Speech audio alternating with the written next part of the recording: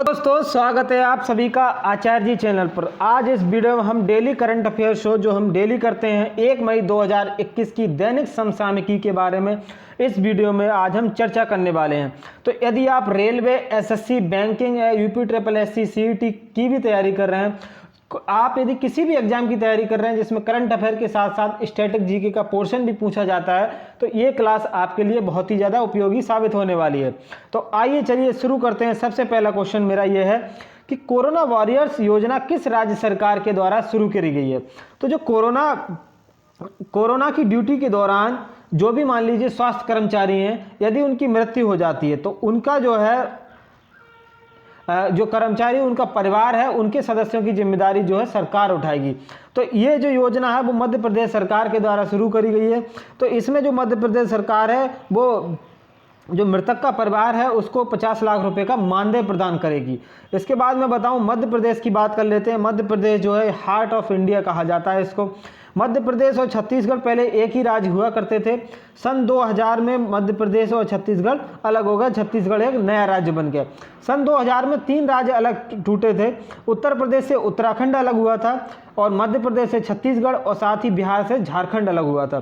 तो ये 2000 की घटना है। उसके बाद मैं बताऊं पहले मध्य प्रदेश को जो है संयुक्त प्रांत कहा जाता था। इसके अलावा बताऊं इसकी जो कैपिटल है वो भोपाल में है। ये देखिए कैपिटल भोपाल है। और इसके अगर डिस्ट्रिक्ट की बात करूं, देखो सबसे ऊपर ग्वालियर डिस्ट्रिक्ट है और साथ ही साथ इसमें मैं बता दूं जो यहाँ के सीएम है वो शिवराज सिंह चौहान हैं और गवर्नर यहाँ की आनंदीबेन पटेल हैं। तो आनंदीबेन पटेल जो गवर्नर हैं यहाँ की, वो उत्तर प्रदेश की गवर्नर है, इनको यहाँ का अतिरिक्त प्रभार दिया गया है। और इसके साथ ही साथ यहाँ पर जो विधानसभा की सीटें हैं वो 230 सीटें हैं और लोकसभा की सीटें जो हैं वो यहाँ पर लोकसभा की सीटें 29 हैं और जो राज्यसभा है उसकी सीटें यहाँ पर 11 हैं। तो लोकसभा की सीटें 29 आप याद रखिएगा, 29 यहाँ पर लोकसभा की सीटें हैं, राज्यसभा की 11 सीटें हैं। यहाँ पर जो अभी सरकार है वो शिवराज सिंह चौहान, जिनको मामा कहा जाता है, मामा की नगरी, और ये शिवराज सिंह चौहान यहाँ के सीएम है। इसके अलावा यहाँ के नेशनल पार्क की अगर मैं बात करूँ तो देखिए पन्ना नेशनल पार्क यहाँ पे काफ़ी ज़्यादा प्रसिद्ध है। मध्य प्रदेश को टाइगर स्टेट भी कहा जाता है क्योंकि जब टाइगर की यहाँ पे जनगणना हुई थी, टाइगर की जनगणना हुई थी, तो सर्वाधिक जो टाइगर थे वो मध्य प्रदेश में पाए गए थे। तो 29 जो जुलाई होता है उस दिन टाइगर डे मनाया जाता है। तो टाइगर स्टेट है क्योंकि 536 के लगभग इसमें टाइगर हैं मध्य प्रदेश में पूरे में। तो देखिए पन्ना नेशनल पार्क है, ये संजय नेशनल पार्क है, बांधवगढ़ है, उसके अलावा कान्हा टाइगर रिजर्व है और ये बालघाट है और ये पेंच नेशनल पार्क है, सतपुड़ा है ये, और इसी के साथ साथ मेघाट टाइगर रिजर्व है और टोरनमल वाइल्ड लाइफ सेंचुरी है। और ये जो है इसके अलावा यहाँ पे सतपुड़ा है, वन विहार है, फॉसिल है, पेंच है, ये जो है यहाँ के प्रमुख जो है नेशनल पार्क है।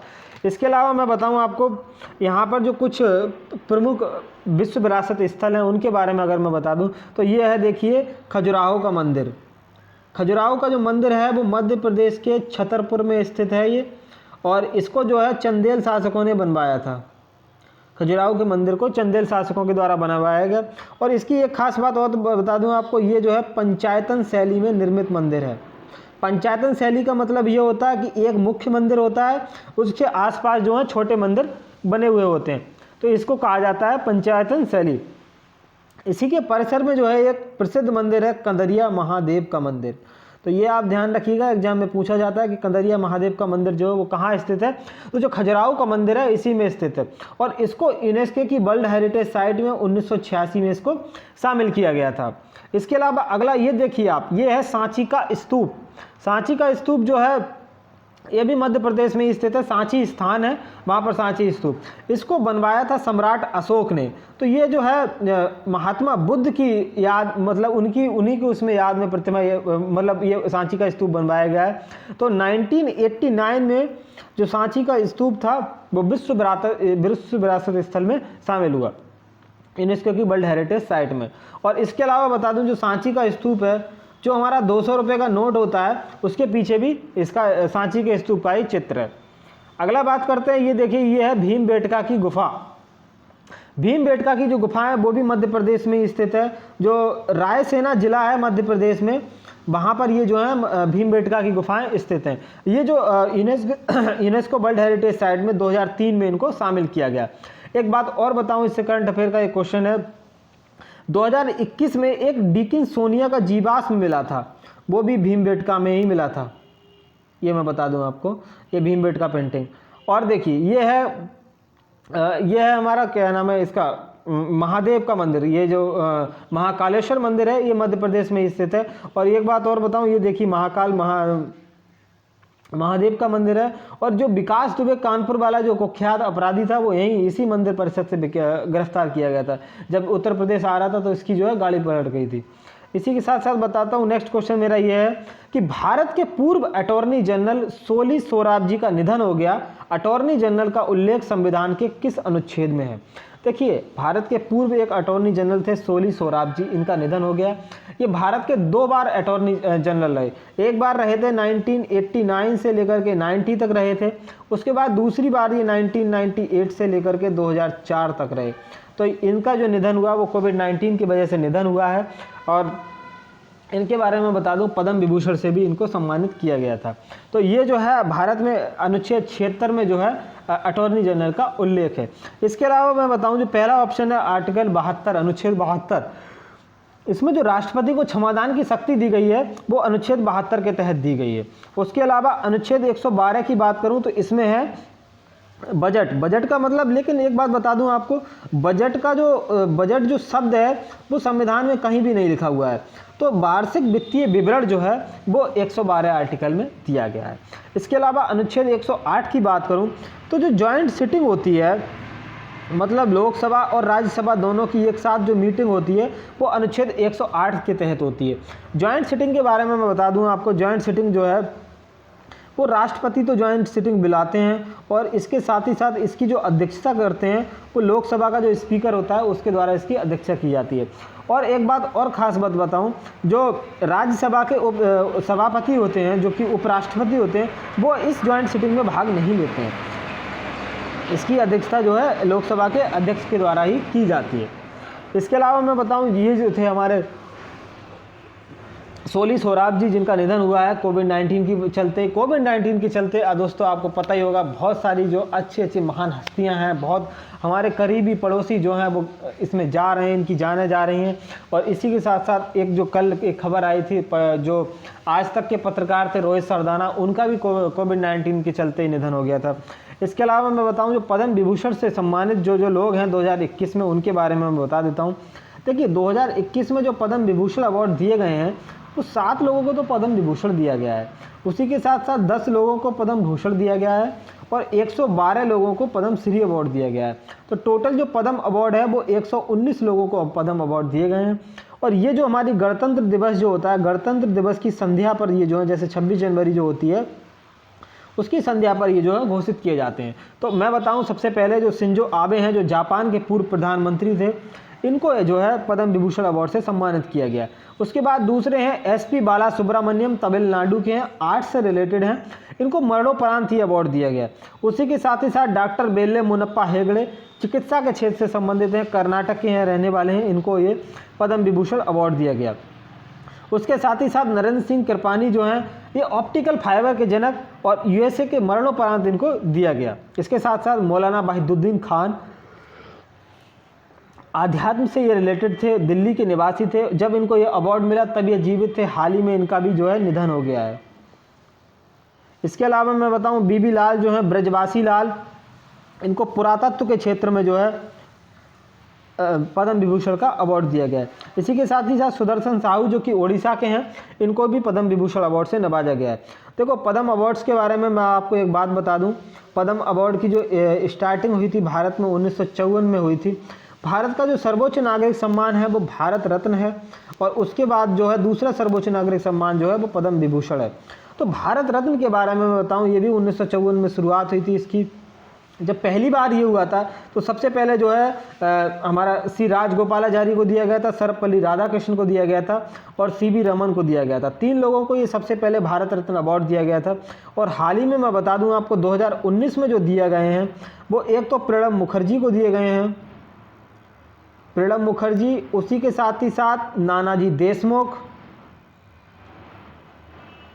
और इनके साथ साथ एक अवार्ड और जो है वो है भूपेन हजारिका जी। तो 3 लोगों को जो है भारत रत्न दिया गया और 2019 में, इस 2019 के बाद ये भारत रत्न अवार्ड नहीं दिया गया। सबसे युवा जो प्राप्त करता है इसके 2015 में जिनको दिया गया था वो थे सचिन तेंदुलकर। एक बार चेक कर लेना 2015 था कि 2014। सचिन तेंदुलकर को जो है इसमें अवार्ड दिया गया था, भारत रत्न सबसे युवा प्राप्त करता है। इसके अलावा बात करते हैं जो हमारे अटॉर्नी जनरल हैं भारत के वेणुगोपाल हैं, अभी इस समय अनुच्छेद 76 के तहत इनकी नियुक्ति की जाती है। इसके अलावा एक और करंट का क्वेश्चन है, यूएसए में, अमेरिका में एसोसिएट जनरल चुनी गई हैं, तो वो जो है वो बनीता गुप्ता हैं, ये आप देख सकते हैं, बनीता गुप्ता को चुना गया है यूएसए के द्वारा। तो यूएसए की एसोसिएट जनरल हैं ये बनीता गुप्ता, यूएसए के द्वारा, जो यूएसए के राष्ट्रपति हैं जो बाइडन, इन्होंने इनको नियुक्ति दी है। तो जो बाइडन मैं बताऊं आपको यूएसए के जो हैं 46वें नंबर के राष्ट्रपति हैं, 46 नंबर के, और ये जो है डेमोक्रेटिक पार्टी से हैं। इसी के साथ साथ यहाँ की जो उपराष्ट्रपति हैं वो हैं कमला हैरिस, और वो 49 नंबर की उपराष्ट्रपति हैं, और ये जो है पहली एशियाई महिला हैं, भारतीय मूल की हैं, ये भी इसी की खास बात है। अगला क्वेश्चन मेरा ये है कि हाल ही में प्रथम भारतीय और एशियाई जिन्हें वाइल्ड इनोवेटर अवार्ड से नवाजा गया, ये जो है वन्य अन्वेषक जो पुरस्कार है वो दिया गया है। मैं बता दूं आपको, वन्य अन्वेषक पुरस्कार, उससे इनको नवाजा गया है। वो कौन है मैं आपको बता दूं, जो कीर्ति करंत हैं, इनको वाइल्ड इनोवेटर अवार्ड 2021 इनको दिया गया है। इसके अलावा जो कुछ और इसमें ऑप्शन है उनके बारे में भी बात कर लेते हैं। महेंद्र गिरी जो हैं, इनको इंटरनेशनल रेंजर अवार्ड इनको दिया गया है, उत्तराखंड के राजाजी नेशनल पार्क में इनको दिया गया है। सस्मिता लैंका को आप जानते होंगे, एशिया इन्फोर्समेंट अवार्ड जो है, उड़ीसा की ये वन अधिकारी हैं, इनको ये अवार्ड दिया गया है। इसी के साथ साथ रेखा मेनन जो है, रेखा मेनन, इनको जो ये रेखा मेनन चौथा ऑप्शन है। इसके अलावा मैं बताऊं आपको अगला जो ये देखिए, कीर्ति करंत जो है first Indian women to get wild innovator award, इनको जो है ये अवार्ड दिया गया है। और जो रेखा मेनन थी, मैं आपको बता दूं, जो नेस्कॉम है, नेस्कॉम की पहली महिला अध्यक्ष जो है वो रेखा मेनन को चुना गया है। इसी के साथ ही साथ ये देखिए, आप देख सकते हैं कीर्ति करंत है। अगला क्वेश्चन मेरा ये है कि हाल ही में आईपीएल में कौन सा खिलाड़ी 50 अर्धशतक लगाने वाले पहले बल्लेबाज बने। आईपीएल में किसने 50 शतक जो है अर्धशतक लगाए हैं, वो पहले बल्लेबाज कौन बने हैं? तो आप ध्यान रखिएगा, विराट कोहली और रोहित शर्मा इसके आंसर बिल्कुल भी नहीं है। सी ऑप्शन जो डेविड वार्नर है, इन्होंने अभी हाल ही में 50 लगाई हैं। डेविड वार्नर को आप जानते ही होंगे, ऑस्ट्रेलिया के खिलाड़ी हैं, और आईपीएल में जो है ये सनराइजर्स हैदराबाद की तरफ से खेलते हैं, एसआरएच सनराइजर हैदराबाद की तरफ से खेलते हैं। इसके अलावा मैं बता दूं आपको, विराट कोहली जो है, विराट कोहली ने हाल ही में आईपीएल में जो है 6000 रन पूरे किए हैं। इसी के साथ ही साथ टी20 में सर्वाधिक जो रन का रिकॉर्ड है वो क्रिस गेल के नाम है।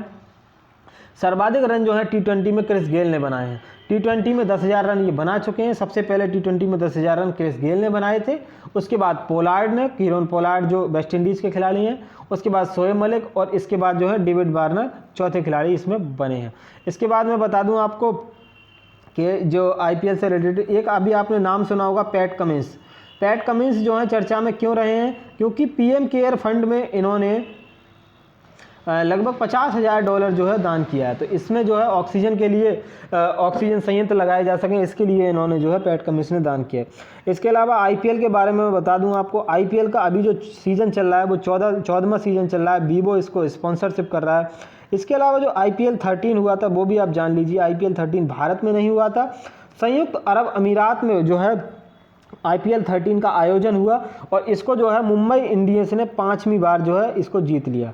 इसके बाद जो सर्वाधिक बार जीतने वाली टीम है वो है सीएसके, चेन्नई सुपर किंग्स, वो जो है 3 बार आईपीएल का खिताब जीत चुकी है, और मुंबई इंडियंस जो है वो 5 बार इसका खिताब जीत चुकी है। और इसमें जो ऑरेंज कैप था वो केएल राहुल को दिया गया, जो हमारा आईपीएल 13 था, और जो पर्पल कैप था वो रबाडा को दिया गया था। इसी के साथ इसका जो स्पॉन्सरशिप था वो ड्रीम 11 जो था वो उसका स्पॉन्सरशिप था, ड्रीम 11 ने इसको स्पॉन्सर किया था। नेक्स्ट क्वेश्चन मेरा ये है कि हाल ही में किसने अपना वेयर अबाउट नाम से जो है उपन्यास लॉन्च किया है, यह आपको मुझे बताना है। तो वेयर अबाउट जो उपन्यास है वो झुम्पा लाहिड़ी का जो है ये उपन्यास है। इसके बारे में मैं बता दूं, इनकी जो बुक है 45 वर्ष की जो एक बेनाम महिला है, 45 वर्ष की बेनाम महिला, उसकी ज़िंदगी के बारे में इन्होंने जो है एक उपन्यास लिखा है। झुम्पा लाहिड़ी ने। और इनकी और भी अध्ययनेतर बुक की बात करूं तो इनकी लो लैंड जो है वो भी इन्हीं की एक पुस्तक है। इसके अलावा अरविंद अडिगा की बात करूं तो द वाइट टाइगर इनकी बुक है। इसके अलावा अमिताभ घोष को आप जानते ही होंगे, अमिताभ घोष को जो है 54वां ज्ञानपीठ अवार्ड दिया गया था और ये जो है अंग्रेजी में ज्ञानपीठ अवार्ड पाने वाले पहले व्यक्ति थे अमिताभ घोष। इसी के साथ ही साथ जो शरद पगारे हैं, शरद पगारे को आप लोग जानते होंगे, 30वां जो व्यास सम्मान है वो शरद पगारे को दिया गया। इसी के साथ साथ एक और सम्मान दिया जाता है सरस्वती सम्मान, वो भी देख लेते हैं किसको दिया गया। तो 30वें नंबर का ही था अभी जो हाल ही में दिया गया सरस्वती सम्मान। ये जो दिया गया वो प्रोफेसर सरल कुमार लिम्बाले को जो है सरस्वती सम्मान दिया गया। इसी के साथ साथ अगला क्वेश्चन बात करते हैं हाल ही में किसे सीमा सड़क संगठन की पहली महिला कमांडिंग अधिकारी नियुक्त किया गया है, ये आपको मुझे बताना है। सीमा सड़क संगठन मतलब होता है BRO, बॉर्डर रोड ऑर्गेनाइजेशन। इसका काम यह है कि जो सीमा के पास जो सड़कें बनाई जाती हैं वो बॉर्डर रोड ऑर्गेनाइजेशन इसका निर्माण करता है, BRO इनको बनाता है। तो BRO की जो स्थापना हुई थी वो 1960 में हुई थी। इसके साथ में खास बात यह है कि ये जो है वो रक्षा मंत्रालय के अधीन आता है। और इसकी बात करूं, इसके जो अभी अध्यक्ष हैं वो राजीव चौधरी जो हैं इसके अध्यक्ष हैं। और जो अभी पहली महिला कमांडिंग अधिकारी चुना गया है वो चुना गया है वैशाली हिवासे को। और ये जो है भारत चीन सीमा पर जो आवश्यक वस्तु की आवाजाही है उसको सुनिश्चित करने की इनकी जिम्मेदारी है। और जो BRO के बारे में मैंने आपको बता ही दिया, ये जो है सीमा पर जो बॉर्डर पर जो सड़कें बनाई जाती हैं वो इसी के द्वारा बनाई जाती हैं। इसके अलावा मैं बताऊं जो ऑप्शन है मेरा सृष्टि गोस्वामी, इनको आप जानते होंगे, उत्तराखंड ने इनको 1 दिन की CM बनाया था। और उत्तराखंड के अभी जो CM है वो तीरथ सिंह रावत जी हैं। और जो इससे पहले CM थे त्रिवेंद्र सिंह रावत, उन्होंने इसमें पद से इस्तीफा दे दिया है। इसी के साथ ही साथ मनिका बत्रा को आप जानते होंगे, टेबल टेनिस की बहुत ही ज़बरदस्त खिलाड़ी हैं। 2020 का राजीव गांधी खेल रत्न अवार्ड भी इनको दिया गया है। रानी रामपाल हॉकी की भारतीय टीम महिला टीम की कप्तान है, इनको भी 2020 का राजीव गांधी खेल रत्न अवार्ड से नवाजा गया है। अगला क्वेश्चन मेरा यह है कि हाल ही में WHO ने भारत को कितने ऑक्सीजन कंसंट्रेटर जो है प्रदान करने की घोषणा की है। मैं आपको बता दूं ऑक्सीजन कंसंट्रेटर होता क्या है। देखिए यहाँ समझिएगा, जैसे जो हमारा ऑक्सीजन कंसंट्रेटर है, मान लीजिए इस तरीके का ऑक्सीजन कंसंट्रेटर है। देखो जो मेरा एटमॉस्फेयर होता है उसमें ऑक्सीजन भी होती है, नाइट्रोजन भी होती है।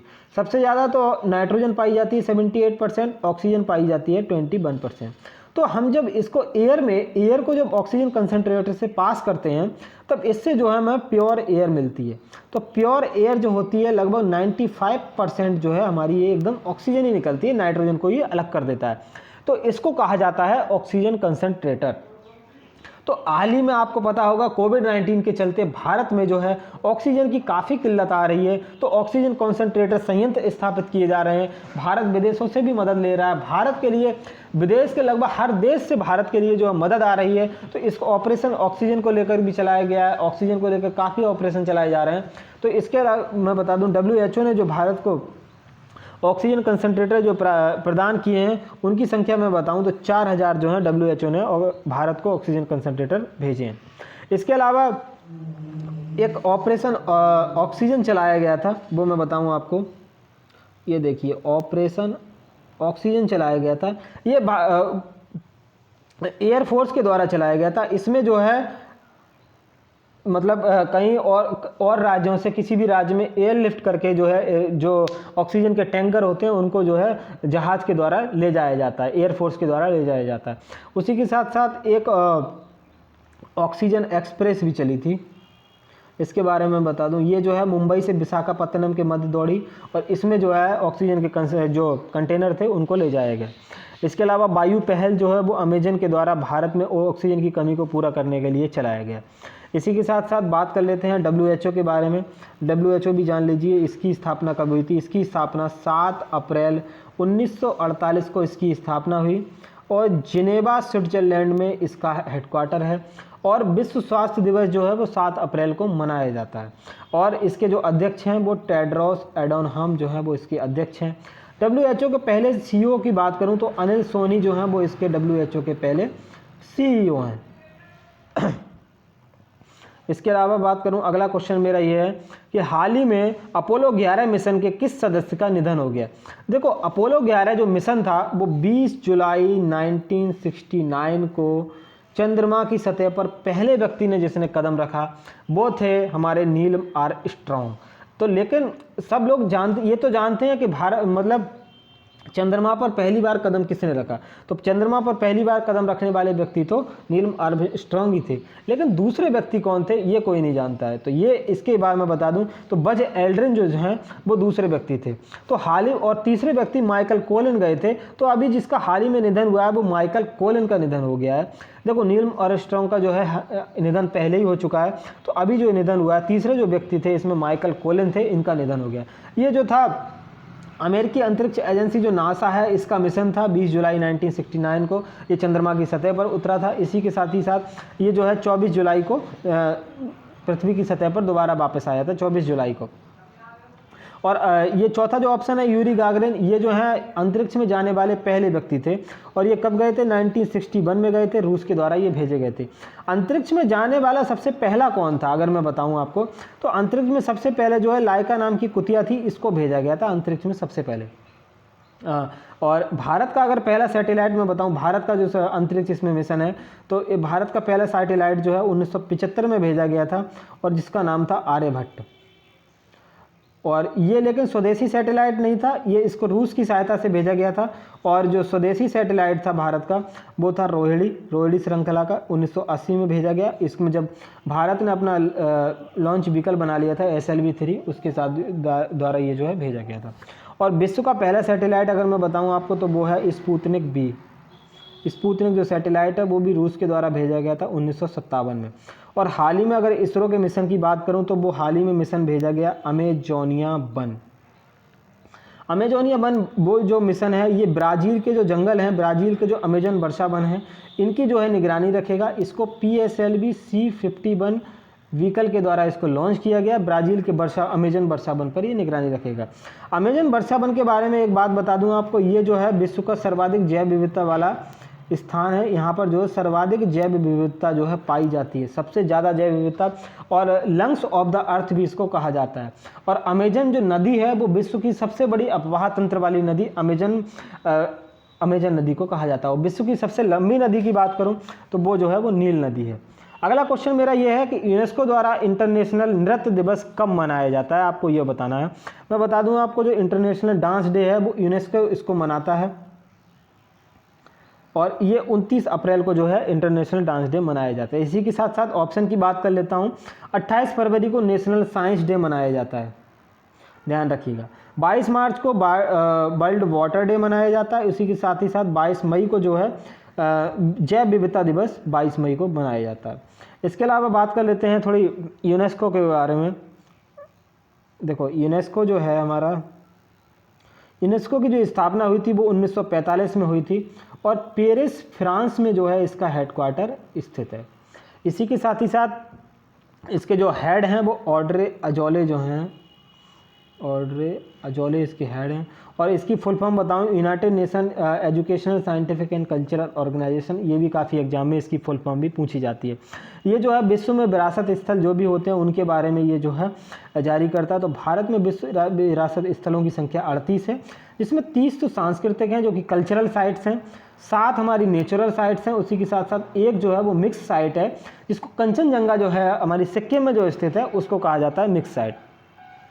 अगला क्वेश्चन मेरा ये है कि हाल ही के दिनों में आयुष 64 खबरों में रहा, ये किससे संबंधित है। देखो एक बात बताऊं, आयुष 64 जो है इसका निर्माण जो हुआ था वो 1980 में इसका निर्माण हुआ था और ये मलेरिया के लिए इसका निर्माण हुआ था,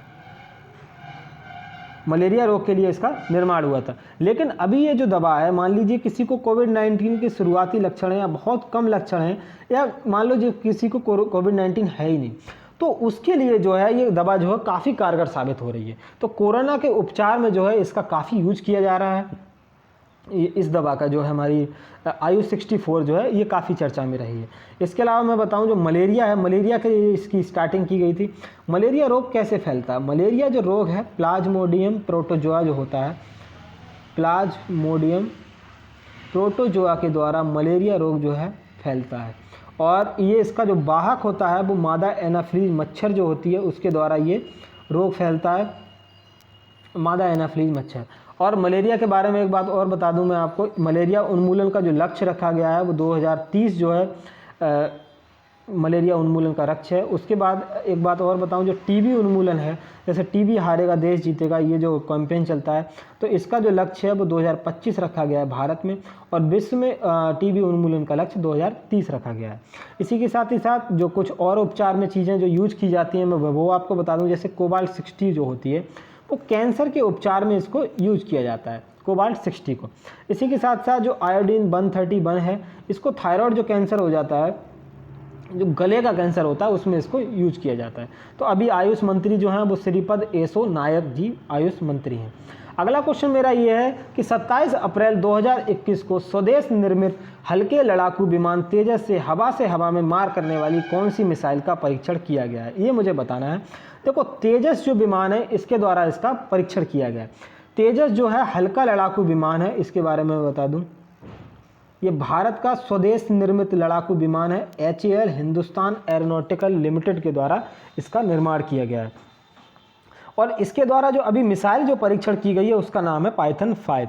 ये जो है इजराइल के द्वारा निर्मित है, इजराइल और भारत ने इसको मिलकर बनाया है। तो इजराइल में जो इसका नाम है पाइथन का, इस इजराइल में इसका नाम है शफीर, और भारत में इसका नाम पाइथन 5 रखा गया है। 5 का मतलब है 5G श्रेणी की ये मिसाइल है। और इसका जो परीक्षण किया है वो DRDO ने किया है, वो भी मैं बता दूं। DRDO जो है डिफेंस रिसर्च डेवलपमेंट ऑर्गेनाइजेशन, स्थापना इसकी 1958 में हुई थी और नई दिल्ली में इसका हेडक्वार्टर है। और इसी के साथ ही साथ इसके जो अध्यक्ष हैं वो G सतीश रेड्डी जी इसके अध्यक्ष हैं।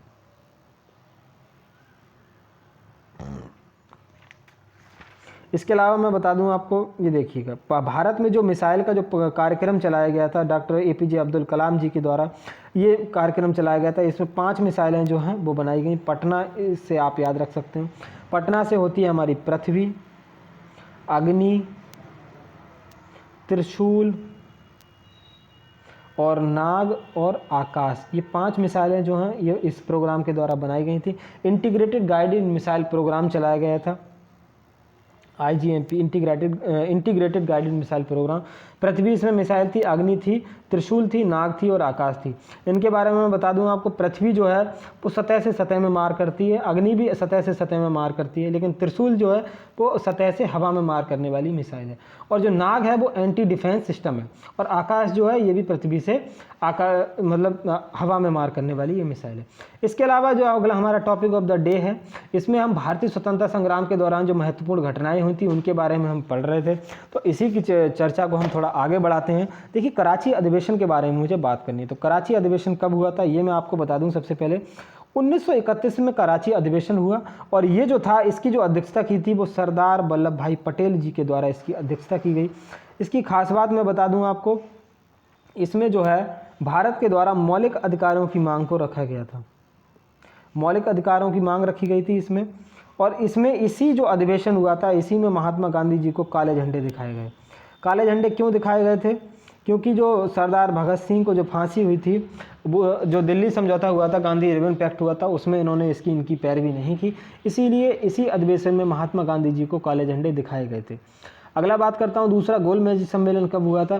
तो जो गांधी इरविन पैक्ट हुआ था 1931 में, तो 1931 में ही जो है दूसरा गोलमेज सम्मेलन हुआ था। तो पहला जो गोलमेज सम्मेलन था 1930 में हुआ था, दूसरा 1931, तीसरा 1932 में हुआ था। तो ये जो थे, जो कांग्रेस ने जो है 1931 में भाग लिया था, जिसकी गांधी जी इसमें गए थे। लेकिन तीनों जो गोलमेज सम्मेलन थे उसमें डॉक्टर भीमराव अंबेडकर ने जो है तीनों ही गोलमेज सम्मेलन में इसमें भाग लिया था। अगला है मेरा 23 मार्च 1931। इस तारीख को आप भूल नहीं सकते, क्योंकि इसी दिन जो है भारत के महान स्वतंत्रता सेनानी जो थे हमारे भगत सिंह, सुखदेव और राजगुरु, इन तीनों लोगों को जो है फांसी दी गई थी। भगत सिंह, सुखदेव और राजगुरु। इसी दिन भारत में 23 मार्च को क्या मनाया जाता है?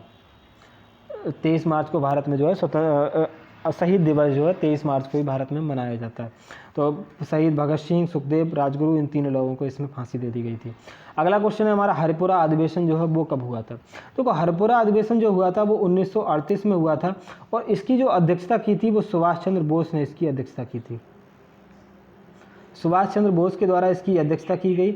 और इसी के साथ ही साथ 1939 में जो है जब ये दोबारा कांग्रेस के अध्यक्ष बने तो गांधी जी नहीं चाहते थे कि ये जो है कांग्रेस के अध्यक्ष बने, तो इसमें जो है इसके बाद पट्टाभी जो सीतारामैया थे उनको कांग्रेस का अध्यक्ष बना दिया गया, पट्टाभी सीतारामैया को।